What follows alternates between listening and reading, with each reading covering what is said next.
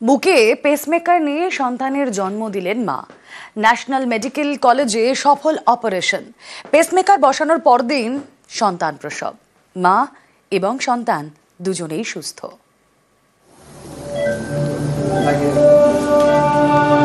সন্তানের জন্ম দিতে আর কয়েকদিন বাকি, এমন সময় বিপত্তি। পরীক্ষায় ধরা পড়ে মায়ের হার্টে 3টে ব্লকেজ। সেই অবস্থায় পার্ক সার্কাসে ন্যাশনাল মেডিকেল কলেজে অপারেশন। প্রথমে অস্থায়ী পেসমেকার বসানো হয়, পরদিন সিজার। সুস্থ সন্তানের জন্ম দেন মা মৌমিতা বর্মন। সিজার হওয়ার পর তুমি ভালো আছো? আচ্ছা, ওখানে কি পেসমেকার নামক একটা জিনিস তোমার বুকে বসানো হয়েছিল?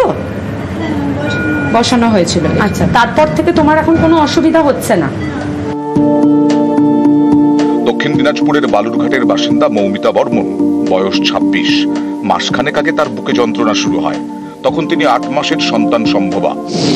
বালুরঘাটে এক চিকিৎসকের কাছে যান মৌমিতা।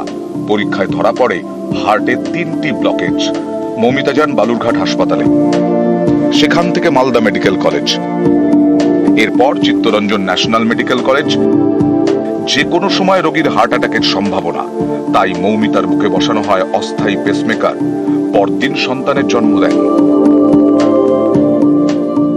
আমাদের বালুরঘাটে নিয়ে গেছিলাম, বালুরঘাটে বলেছিলেন যে 3টে হার্টে ব্লক আছে, তো এখানে হবে না চিকিৎসা, আপনারা তুরন্ত কলকাতাতে নিয়ে যান। প্রথমে আমাদেরকে টেম্পোরারি পেসমেকার বসালেন, তারপরে 2 দিন পর শুক্রবারে ডেলিভারি হলেন। ভালোভাবে আমাদের কোনো অসুবিধা হয়নি, পেশেন্ট সুস্থ আছে, মানে বাচ্চা মা দুজনে সুস্থ আছে। এই সব অপারেশনের ঝুঁকি অনেক। সেই অপারেশনই ন্যাশনাল মেডিকেল কলেজে সফলভাবে শেষ। আমরা দেখলাম যে ওনার ইমিডিয়েট পেসমেকার বসাতে হবে, কারণ ওনার হার্টবিট তখন 42-43 হয়ে যাচ্ছিল। এরকম প্রেগনেন্সিতে এমার্জেন্সি সিজার করতে গেলে বা ডেলিভারি করতে গেলে হার্ট রেটটা এত কম থাকলে খুবই বিপদ, যে কোনো সময় হার্ট ফেলিওর হয়ে যাবে। সেই জন্যে আমরা ওনাকে খুব তাড়াতাড়ি ওনার পেসমেকার বসিয়ে দিলাম। আমি তো বেশ গর্বিতই, এবং পেশেন্ট এখনো অবধি ঠিকঠাক আছে।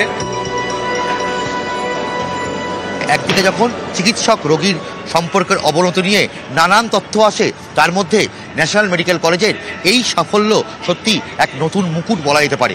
ক্যামেরায় সুমন বোসের সঙ্গে অভিজিৎ চন্দ, নিউজ 18 বাংলা, কলকাতা।